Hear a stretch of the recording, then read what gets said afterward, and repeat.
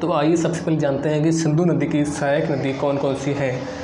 तो आइए आज हम चर्चा करते हैं सिंधु नदी। ये हमारी है सिंधु नदी। सिंधु नदी और ये निकलती है मानसरोवर झील से। यहाँ पर है मानसरोवर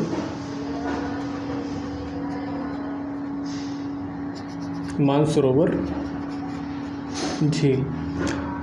चाइना में मानसरोवर झील है, वहाँ से निकल के भारत में प्रवेश करती है और ये भारत से होकर पाकिस्तान में जाती है।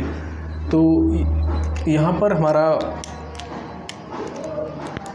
झेलम, ये इसकी एक सहायक नदी है झेलम नदी। इसकी एक सहायक नदी है झेलम।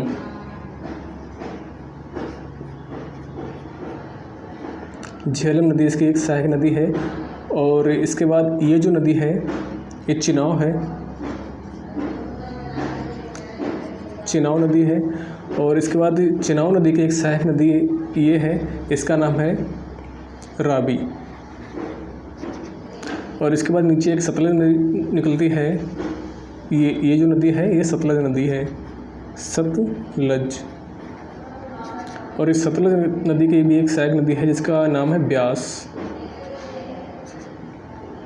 तो ब्यास नदी की सहायक नदी सतलज नदी में मिलके और ये झेलम नदी में मिल जाती है। और चिनाव नदी की सहायक नदी रावी नदी, ये भी मिलती है झेलम में। और लास्ट में झेलम और चिनाव मिलके पठानकोट के पास एक जगह है पाकिस्तान में जहाँ पर ये सिंधु नदी से मिल जाती हैं। यहाँ पर एक जगह है पठानकोट,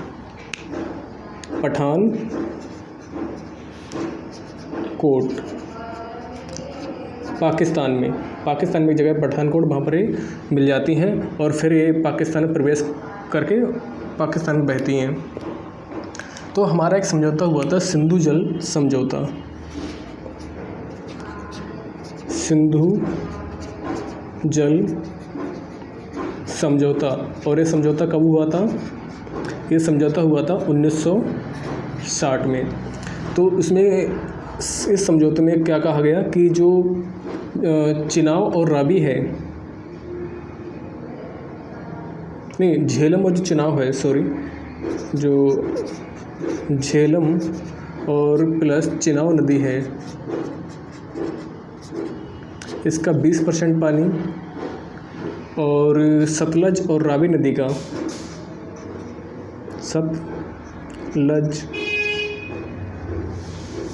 सतलज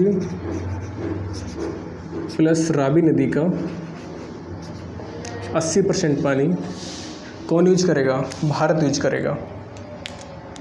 ये जो पानी है ये भारत यूज करेगा।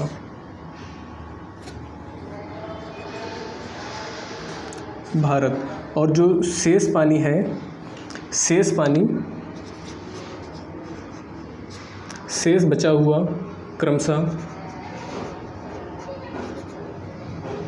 80% और 20% पानी पाकिस्तान यूज करेगा, पाक यूज करेगा।